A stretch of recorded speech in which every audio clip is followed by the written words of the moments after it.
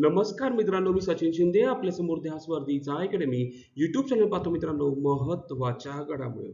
मित्रांनो, आज तारीख आहे 3 जूनचे दररोज आपण 12 प्रश्न पाहत असतो. दररोज सकाळी 6:30 वाजता ध्यास वर्धीचा अकॅडमी या युट्यूब चॅनलवरती आपल्याला कोणतीही स्पर्धा परीक्षा असो, चालू घडामोडी हा विषय खूप महत्त्वाचा असतो. त्या अनुषंगाने दररोज 12 प्रश्न घेत असतो. आणि मित्रांनो, आपण हा व्हिडिओ पाहताना सुरुवातीपासून शेवटपर्यंत पहा, कारण जो प्रश्न फक्त न पाहता इतर माहिती पण पाहत जा, जेणेकरून आपल्याला त्याची मदत होऊ शकते. चला तर मग सुरू करूया आजच्या 3 जूनच्या चालू घडामोडी.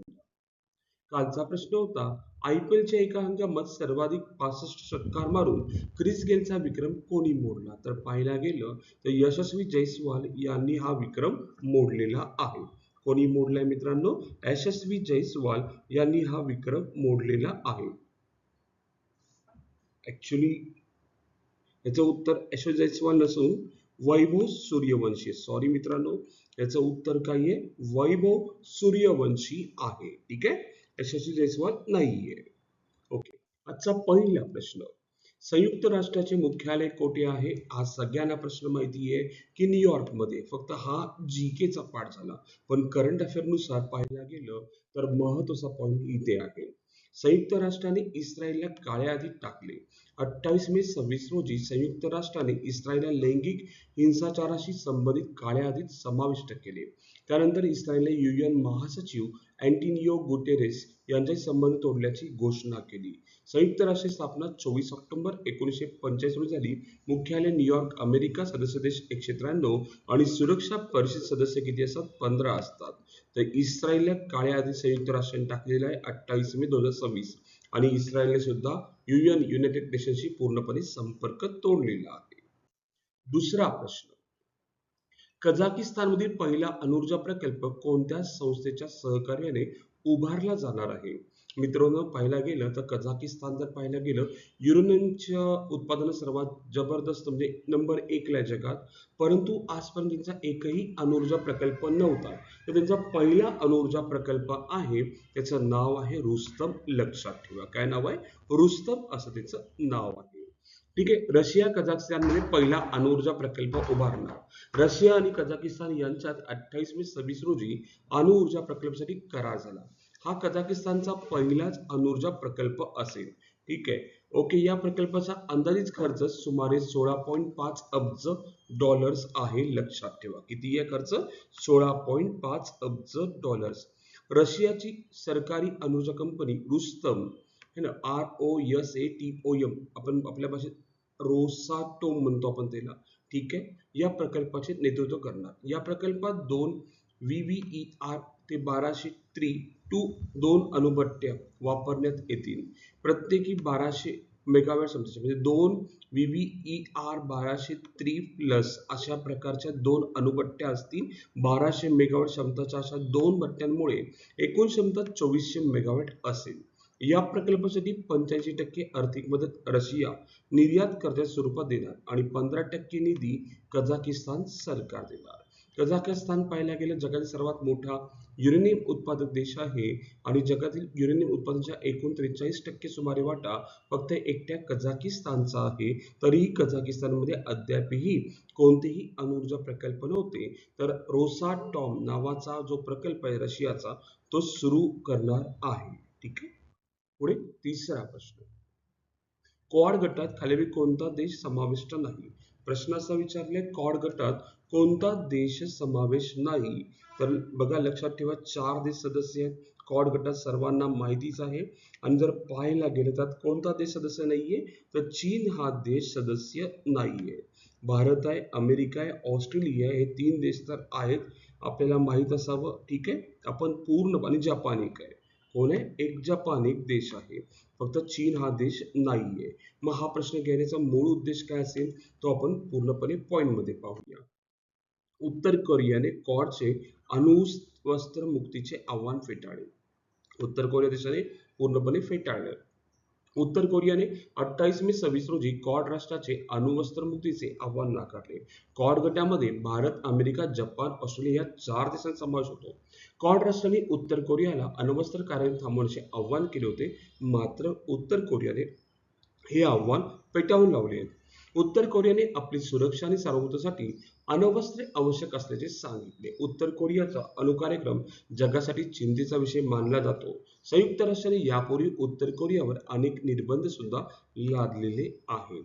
या निर्णयामुळे आशिया आणि प्रशांत क्षेत्रातील तणाव वाढण्याची सुद्धा शक्यता नाकारता येत नाही. ठीक आहे.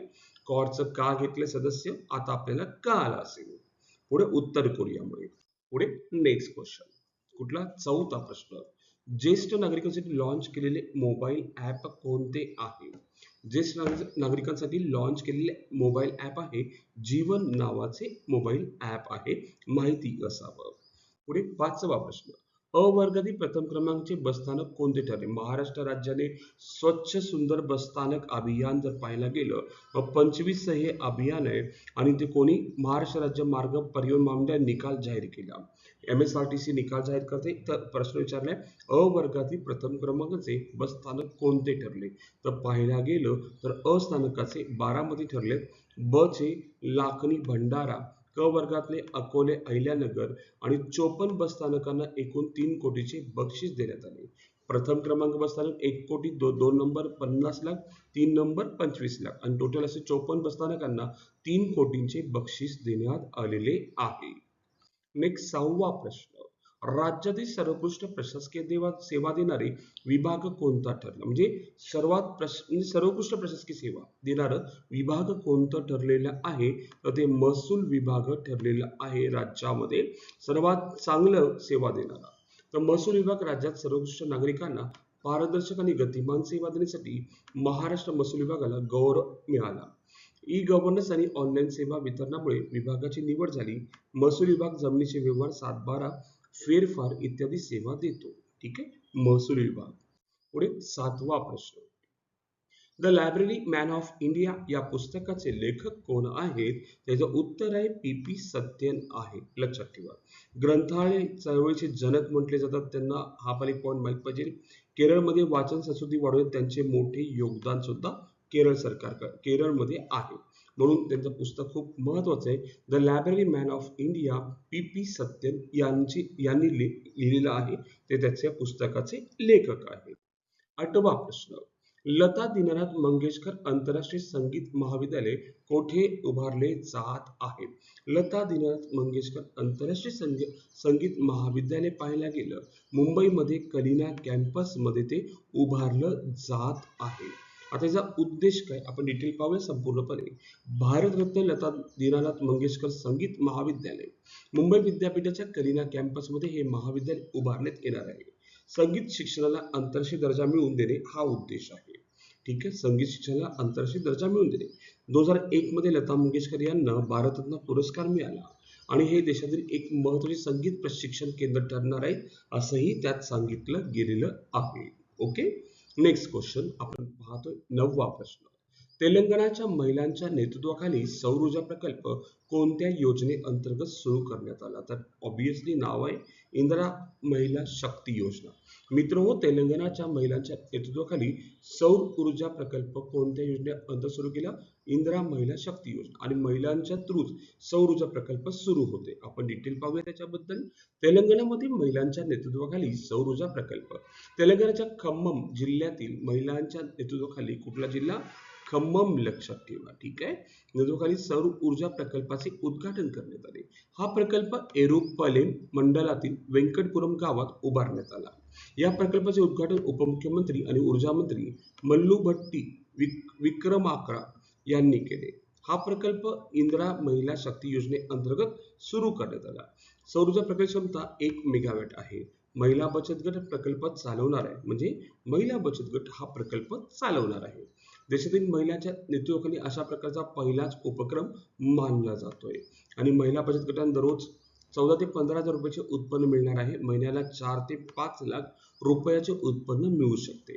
तेलंगणा सरकार प्रत्येक जिल्ह्यात असे प्रकल्प उभारण्याची योजना आखत आहे. खूप चांगलं होईल महिलांसाठी.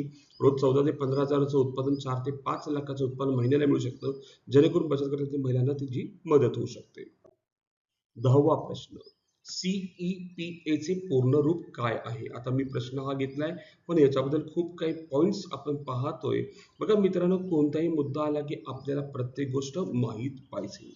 आता हा प्रश्न जर पाहायला गेला तर CEPA चं फुल नेम काय आहे? तर पाहायला गेलं मित्रांनो, चौथा ऑप्शन आहे कॉम्प्रिहेन्सिव्ह इकॉनॉमिक पार्टनरशिप ॲग्रीमेंट आहे. आता हा पार्टनरशिप ॲग्रीमेंट आहे काय आहे? इन डिटेल पाहूया आपण. भारत कोरिया CEPA सुधारणा वाटाघाटीची 12वी फेरी लक्षात ठेवा. दोन देशांची 12वी फेरी आयोजित करण्यात आली. दिनांक होता 25-27 मे 2026 नवी दिल्लीमध्ये. India Korea comprehensive economic partnership agreement हा करार व्यापार आणि आर्थिक सहकार्य वाढवण्यासाठी करण्यात आला आहे. दोन्ही देशांनी आयात निर्यात अधिक सुलभ करणे हा उद्देश आहे. उद्योग गुंतवणूक सेवा क्षेत्रात सहकार्य वाढवण्यावर भर देण्यात आला. भारत आणि दक्षिण कोरिया अशातील महत्वाची आर्थिक भागीदारी आहे. या चर्चेमुळे द्विपक्षीय व्यापाराला अधिक चालना मिळण्याची अपेक्षा सुद्धा नाकारता येत नाही. नेक्स्ट 11वा प्रश्न. आता चांद्रयान 2 पुन्हा एकदा घेतलाय. आता चांद्रयान 2 घ्यायचं मूळ कारण काय? तो आता सध्या सुद्धा चालू आहे असं शास्त्रज्ञांचं मत आहे. त्या अनुषंगाने मी हा प्रश्न घेण्याचा परिपूर्ण प्रयत्न केलेला आहे. ठीक आहे. बघा मित्रांनो, प्रश्न असा आहे, चांद्रयान 2 मोहीम कधी प्रक्षेपित करण्यात आली? तर उत्तर आहे 2019 मध्ये ती प्रक्षेपित करण्यात आली. चांद्रयान 2 आणि चंद्रावरील बर्फ PRL अहमदाबादच्या शास्त्रज्ञांनी संशोधन केले. PRL अहमदाबादच्या शास्त्रज्ञांनी संशोधन केले. चंद्राच्या दक्षिण ध्रुव भागातील PSR परमनंटली है ना शेडवूड रिजन्स मध्ये बर्फाची असण्याची शक्यता व्यक्त केली. 9 खड्ड्यांचा अभ्यास केला. 4 खड्ड्यांमध्ये बर्फ असण्याची शक्यता आहे. चांद्रयान 2 ऑर्बिट अजूनही कार्यरत आहे, लक्षात असू दे. आजचा 12वा प्रश्न. खालीलपैकी 2 जून रोजी कोणता दिवस साजरा केला जातो? तर उत्तर आहे तेलंगणा राज्य स्थापना दिन आणि आंतरराष्ट्रीय लैंगिक कामगार दिन. दोन्ही दिवस साजरे केले जातात. ओके. आजचा प्रश्न. माउंट एव्हरेस्टवरील पहिली संपूर्ण महिला गिर्यारोहण मोहीम कोणत्या दलाने पूर्ण केली? ऑप्शन आहे ITBP, IRB, BSF, आर्मी. आपल्याला कमेंटमध्ये उत्तर सांगायचंय. उत्तर काय असू शकतं? आणि मित्रहो, आज आपण इथेच थांबू. उद्या याच टाइम रोजी याच वेळी भेटू मित्रांनो. धन्यवाद. Thank you.